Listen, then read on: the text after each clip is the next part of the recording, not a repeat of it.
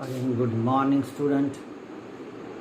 Now we come to know that in a process of photosynthesis, C3 cycle is carried out, then C4 pathway is carried out.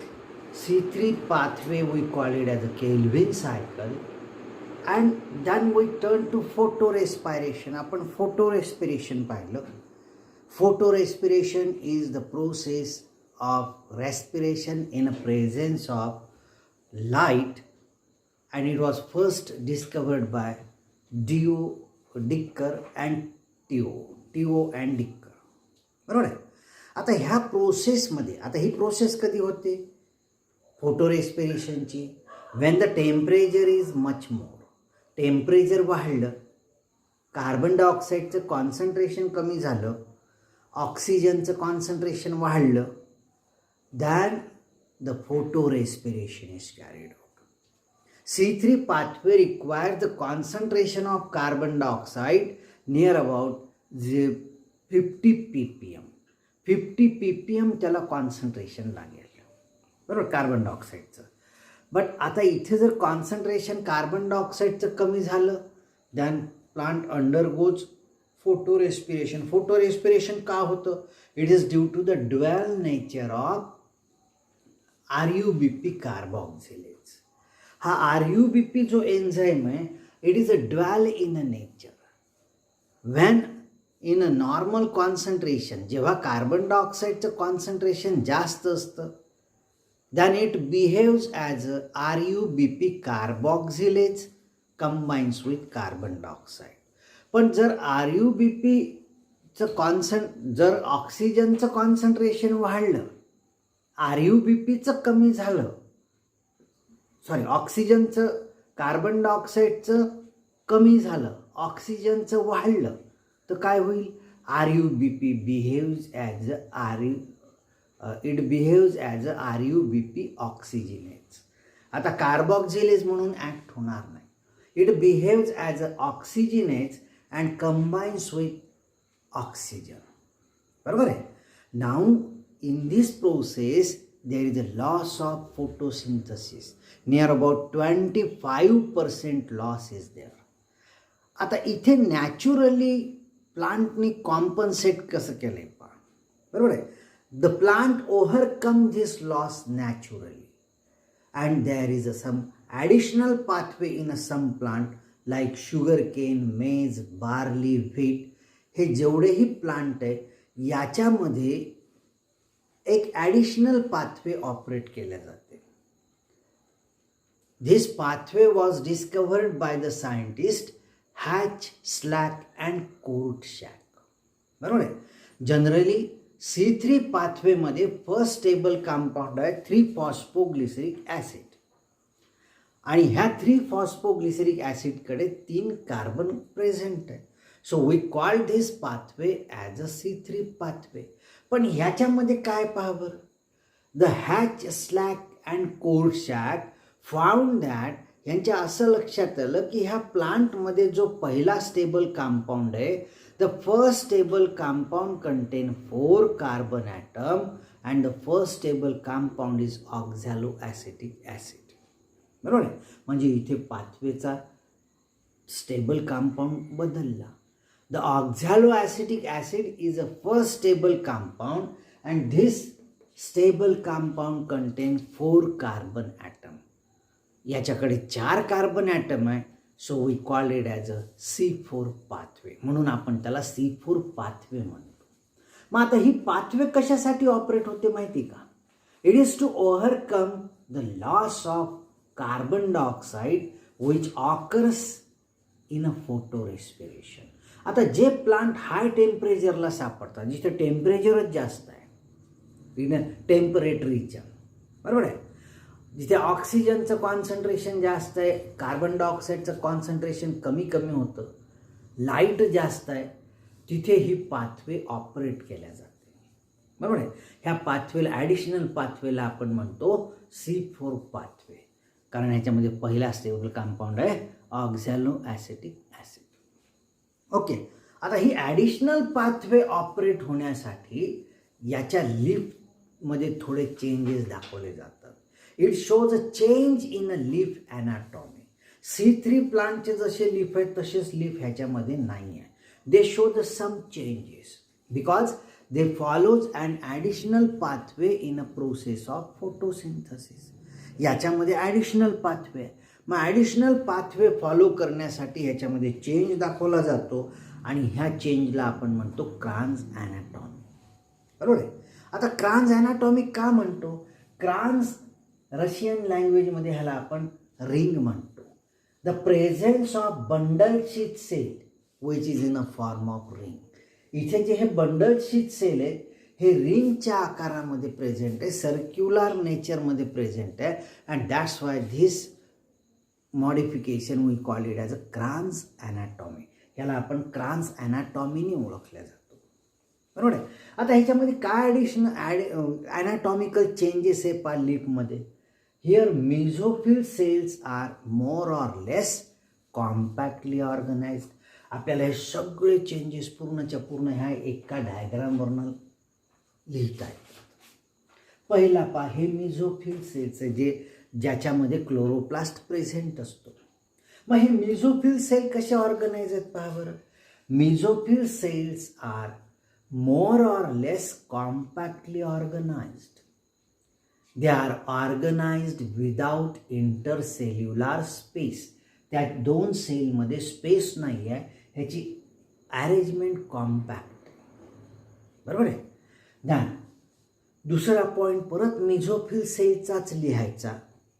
मेझोफिल cells are not differentiated into palisade parenchyma and spongy parenchyma. इथे mesophyll sale हा पॅलिसेड पॅरेन्कायमा आणि spongy पॅरेन्कायमामध्ये differentiate होत नाही. बरोबर आहे. Generally लीफमध्ये मेझोफिल sale हा पॅलिसेड पॅरेन्कायमा आणि spongy पॅरेन्कायमामध्ये differentiate होतो. हा झाला पॅलिसेड. लंब्या आकाराचे सेल्स असतील ते पॅलिसेड. बरोबर आहे. जनरली हे सेल्स अप्पर इपिडर्मिसला असतात. They are compactly organized, contain more number of chloroplasts and they are meant for the process of photosynthesis. बरोबर आहे. आता स्पॉन्जी पॅरेन्कायमा असेल तर काय असेल? They are loosely organised cell. Spongy parenchyma पहा, आपण निवडुंगाचं झाड पाहतो ना, कॅक्टसचं, अशा ओव्हल फॉर्ममध्ये असतात. बरोबर आहे. दे कंटेन म्हणजे स्पॉन्जी पॅरेन्कायमा असेल तर they are loosely organized cells generally present toward lower epidermis. हा लोअर एपिडर्मिसच्या जवळ असतो. They are loosely organised. ह्याची अरेंजमेंट लूज ऑर्गनाइज्ड आहे. And it contain less number of chloroplast as compare to palisade parenchyma and they are meant for properly respiration process. बरोबर आहे. They do very little photosynthesis. ह्याच्यामध्ये photosynthesis कमी, respiration जास्त प्रमाणात होतं. आता तसं ऑर्गनायझेशन ह्याच्यामध्ये नाही आहे. बरोबर आहे. मग पहिला पॉईंट लिहिला, mesophyll cells are more or less compactly arranged without intercellular space. दुसरा पॉईंट लिहिला, mesophyll cells are not differentiated into palisade parenchyma and spongy parenchyma. तिसरा पॉईंट लिहिला, bundle sheath cells are present. ह्याच्यामध्ये बंडल शीथ सेल्स प्रेझेंट आहे. हे bundle sheath cells C3 प्लांटमध्ये नव्हते. So presence of bundle sheath cell. बरोबर आहे. चौथा पॉईंट लिहायचा, vascular bundles are surrounded by bundle sheath cells and मेझोफिल sale. Vascular bundle म्हणजे झायलेम आणि फ्लोएम हे बंडल शीथ सेल आणि मेझोफिल सेलने एनसर्कल झालेले आहे. आणि सगळ्यात महत्त्वाचा पॉईंट कोणता आहे माहिती आहे? Chloroplast shows dimorphism. क्लोरोप्लास्ट हा डायमॉर्फिझम दाखवतो. Dimorphism means what? It appears morphologically in two different forms. कोणकोणचा form? Chloroplast of mesophyll cell are with grana. ह्या जे क्लोरोप्लास्ट मिझोफिल सेलमध्ये त्याच्यामध्ये ग्रॅना प्रेझेंट आहे, but the grana is absent in a chloroplast of bundle sheath cell. ह्या bundle sheath सेलच्या क्लोरोप्लास्टमध्ये ग्रॅना नाही. म्हणजे पहा, लक्षात घ्या, ग्रॅना कशासाठी असतो? Grana is responsible for trapping of solar energy. याच्यामध्ये सोलार एनर्जी ट्रॅप केली जाईल, बरोबर आहे. फोटो एक्सायटेशन होईल, फोटोलायसिस ऑफ वॉटर होईल, ऑक्सिजन लिबरेट होईल, बरोबर आहे. म्हणजे ह्या मिझोफिल सेलमध्ये ऑक्सिजन लिबरेट होऊ शकतो किंवा होतो. बट आता इथे जो क्लोरोप्लास्ट आहे बंडल शीथ सेलचा, the bundle sheath cell are without grana. म्हणजे इथे ट्रॅपिंग ऑफ लाईट नाही, फोटोलायसिस ऑफ वॉटर नाही, ऑक्सिजन इज नॉट लिबरेटेड. इथे ऑक्सिजन लिबरेट होणार नाही, बरोबर आहे. मग आता इथे पहा, हे लक्षात आलं. So chloroplast shows dimorphism, that is chloroplast of mesophyll cell are with grana while the grana are absent in a chloroplast of bundle sheath cell. हे झाले anatomical features. परत एकदा पहा, काय लिहिलं anatomical feature? पहिला लिहिला, mesophil cells are more or less compactly organized cells. Okay. दुसरा पॉइंट तिथेच, mesophil cells are not differentiated into palisade parenchyma and spongy parenchyma. Presence of bundle sheath cell. Vascular bundles are surrounded by bundle sheath cell and mesophil cell. आणि सगळ्यात महत्त्वाचा point, chloroplast shows dimorphism. That is chloroplast of mesophil cell are with grana while chloroplast of bundle sheath cell are without grana. आता ह्याचा effect काय होतो पाहू आपण. Now we start pathway. Here this pathway operates in a two different region. ही जी pathway आहे ही दोन डिफरंट सेलमध्ये घडून येईल. पहिलं आहे क्लोरोप्लास्ट ऑफ मिझोफिल सेल आणि दुसरं chloroplast of bundle sheath cell. आता क्लोरोप्लास्ट ऑफ मिझोफिल सेलमध्ये काय होतं पहा. हिअर इन दिस केस, आता इथे कार्बन डायऑक्साईडचं फिक्सेशन दोनदा आहे, एकदा इथे एकदा इथे, बरोबर आहे. ॲटमॉस्फिअरमधनं जो कार्बन डायऑक्साईड घेतलं त्याचं फिक्सेशन आहे क्लोरोप्लास्ट ऑफ मिझोफिल सेलमध्ये, बरोबर आहे. आता इथे काय होतं पहा, PEP is the most efficient enzyme who is responsible for fixation of carbon dioxide. हा PEP जो आहे फॉस्फोइनॉल पायरुव्हेट, त्याचा लॉंग फॉर्म काय? PEP means phosphoenol pyruvate. It is a more efficient enzyme. हा RUBP पेक्षा इफिशियंट आहे. RUBPला carbon dioxide सोबत fix होण्यासाठी 50 ppm लागतं, part per 1000 molecule. While this PEP require only 1 or 2 ppm to combine with atmospheric carbon dioxide. इतकं carbon डायऑक्साईडचं percentage कमी असलं तरीही हा कार्बन डायऑक्साईड सोबत कंबाईन होतो. Means it is having more affinity with carbon dioxide as compare to RUBP, बरोबर आहे. मग आता इथे काय होतं पहा, PEP हा मिझोफिल सेलमध्ये आहे, ह्या स्टोमॅटामधनं कार्बन डायऑक्साईड आलं, बरोबर आहे. Carbon dioxide enters through stomata, PEP present here, containing 3 carbon atoms. Now this PEP combines with carbon dioxide in presence of PEP carboxylase and first stable compound is formed. पहिला stable compound तयार होईल, 3+1 4 carbon containing, that we call it as oxaloacetic acid, ज्याला आपण OAA म्हणतो. OAA म्हणजे काय? Oxaloacetic acid. Now this OAA is dissociated into malic acid or aspartic acid by utilizing NADPH. ह्याच्याकडनं हा hydrogen घेईल, NADPH act as a hydrogen donor. It is converted into NADP, and oxaloacetic acid is converted into malic acid or aspartic acid. म्हणजे हीच reaction इथे पहा, PEP कार्बोक्झिलेज, इथे OAA तयार झाला. OAA is converted into malic acid or aspartic acid. आता काय झालं? Malic acid or aspartic acid is diffused into chloroplast of bundle sheath cell. आता हा इथून ह्या बंडल शीथ सेलमध्ये एंटर होईल. आता दुसरी step, reactions which are carried out in a chloroplast of bundle sheath cell. इथं काय होतं पहा बरं, malic acid is converted into pyruvic acid. Malic ॲसिडचं कन्व्हर्शन पायरुव्हिक ॲसिडमध्ये होईल. Malic acid contain 4 carbon atom while pyruvic acid contain 3 carbon atom. म्हणजे हे कन्व्हर्शन होत असताना एक कार्बन डायऑक्साईड लॉस झाला. Now this carbon dioxide combines with RUBP. म्हणजे ह्याच्यामध्ये काय गंमत आहे पहा, PEP is present in a chloroplast of mesophyll cell. This RUBP is present in a chloroplast of bundle sheath cell. तुम्हाला माहिती असेल की फोटो रेस्पिरेशन का होतं?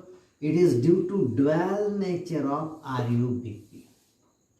जेव्हा RUBPला ऑक्सिजन मिळतो किंवा ऑक्सिजनचं कॉन्सन्ट्रेशन कार्बन डायऑक्साईडपेक्षा जास्त असेल, तेव्हा हा RUBP हा कार्बोक्झिलेज न ॲक्ट होता RUBP ऑक्सिजनेज म्हणून ॲक्ट होईल, ऑक्सिजनशी कंबाईन होईल. आता इथे काय ओव्हरकम केलं प्लांटने माहिती आहे? इथला क्लोरोप्लास्ट मी कसं सांगितलं होतं, the chloroplast are without grana. म्हणजे इथे लाईट रिॲक्शन होणार नाही, ऑक्सिजन लिबरेट होणार नाही. म्हणजे इथे जो RUBP आहे, ह्या RUBPला फक्त कार्बन डायऑक्साईड सोबतच कंबाईन व्हावं लागेल. So here carbon dioxide is liberated, and when the concentration of carbon dioxide increase, then RUBP combines with carbon dioxide and it follows Kelvin cycle. म्हणजे त्याच्यामध्ये पहिला stable compound phosphoglyceric acid PgAl, regeneration of RUBP, इथे carbohydrate तयार होईल.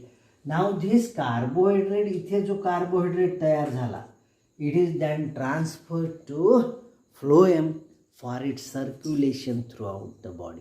हा फ्लोएमकडे transfer केला जाईल आणि त्याचं सर्क्युलेशन केलं जाईल प्लांट बॉडीमध्ये. बरोबर आहे?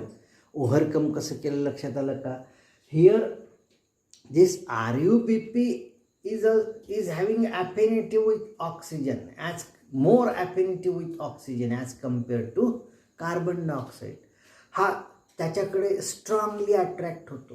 मग इथे काय केलेलं आहे, ह्या कार्बन डायऑक्साईड जिथे आहे तिथे ऑक्सिजनच नाही आहे. बरोबर आहे? म्हणजे RUBPला काय आहे, RUBP combines with carbon dioxide.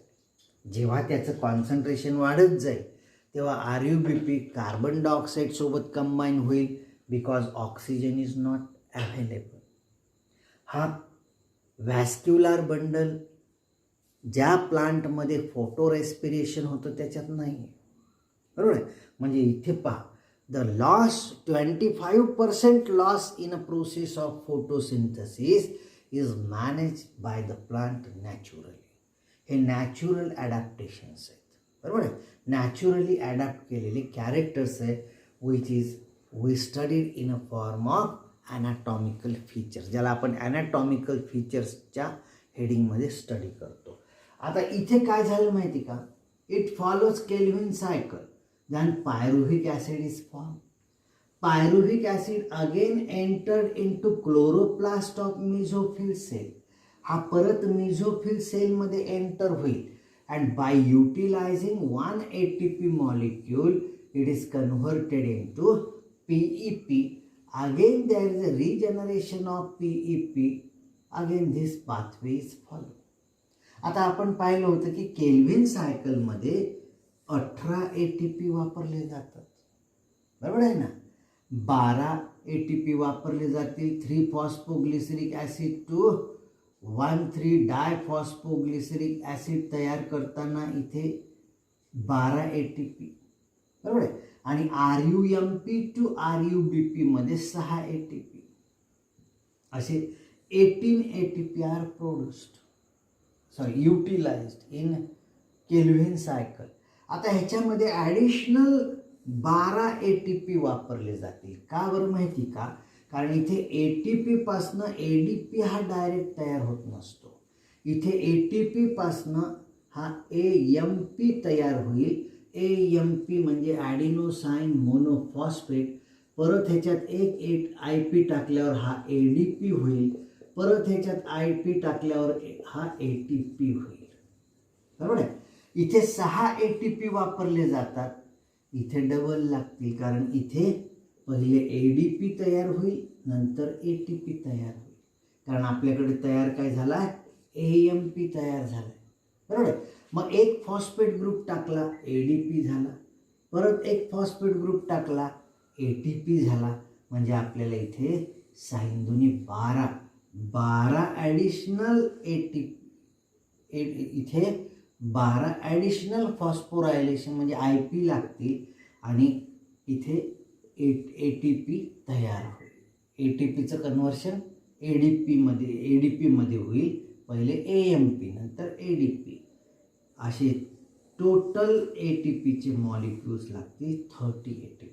कशामध्ये? In C4 pathway. C4 पाथवेमध्ये 30 ATP molecules are utilized, while in Kelvin cycle 18 ATP molecules are utilized. Now this pathway is a more efficient pathway as compared to that of C3. हा C3 पेक्षा more efficient pathway आहे. बरोबर आहे. अजून एक pathway आहे ज्याला आपण कॅम पाथवे म्हणतो. हा पाथवे इतके तयार झालं का तुमचा हा पाथवे तयार करा तुम्ही. नेक्स्ट पिरियडला आपण कॅम पाथवे घेऊ. Okay, thank you.